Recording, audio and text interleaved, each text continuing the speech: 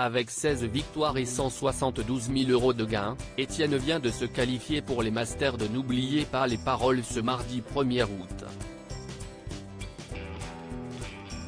Le Parisien de 30 ans revient auprès de Télé Loisirs sur son incroyable parcours.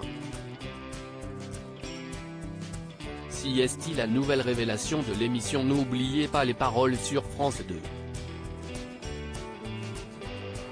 Avec 16 victoires à son actif, Etienne s'avère être un candidat redoutable pour tous ceux qui doivent l'affronter. Si sur le plateau de Nagui le jeune homme inspire le respect et la crainte, hors caméra, Etienne reste très simple. Avec une franchise parfois déconcertante, il n'hésite pas à se confier à Télé Loisirs pour évoquer son nouveau bonheur, mais aussi ses appréhensions et ses objectifs pour les Masters de N'oubliez pas les paroles qu'il vient d'intégrer ce mardi 1er août en devenant le 29e plus grand maestro de l'histoire du jeu au classement. Etienne, n'oubliez pas les paroles, j'ai plus de difficultés avec les musiques d'aujourd'hui. Télé Loisirs, avez-vous découvert certains artistes grâce à N'oubliez pas les paroles? Etienne, oui, et notamment Christophe et William Scheller. Je ne les écoutais pas du tout avant. Je les ai révisés pour l'émission et en les découvrant, je les ai adorés.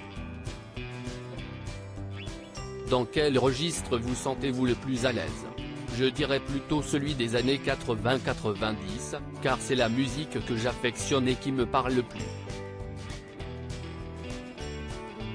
Je ressens plus de difficultés avec les musiques d'aujourd'hui parce que je ne les connais pas, que je n'écoute pas beaucoup la radio et que je ne me tiens pas au courant des sorties. Ensuite il y a des artistes que j'adore sur lesquels je suis très à l'aise comme de Gérald de Palmas, Jean-Jacques Goldman ou encore Mylène Farmer. Vous continuez à engranger les victoires. Quelle est votre recette magique? J'ai suffisamment confiance en mes connaissances, donc j'essaie d'y aller de la manière la plus détendue, calme et concentrée possible. Je relis très régulièrement mes textes pour vérifier les notes que je prends sur les chansons et où sont mentionnés les pièges, mais je n'apprends pas de nouvelles chansons. Etienne, n'oubliez pas les paroles, je connais entre 850 et 900 chansons par cœur. En quoi consistent ces précieuses notes? J'écris les pièges de certains mots des chansons pour ne pas confondre les mais ou les qu'importe ou peu m'importe car il faut vraiment les retenir.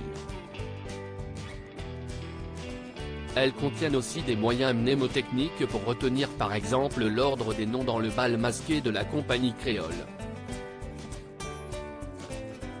Au total je connais entre 850 et 900 chansons par cœur. Après 16 victoires d'affilée vous venez de vous qualifier pour les Masters. Quelle est votre réaction à chaud? Je suis très fier car j'atteins un objectif que je n'osais pas trop m'avouer de peur de me porter malchance. Cela dit, y rentrer c'est bien, y rester c'est mieux, donc faut aller encore plus loin. Participer au Master ne faisait vraiment pas partie de vos objectifs?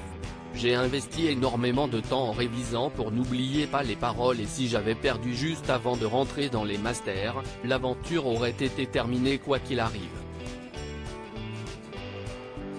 C'est donc génial car maintenant je sais que quand mon aventure s'arrêtera, je reviendrai pour les Masters.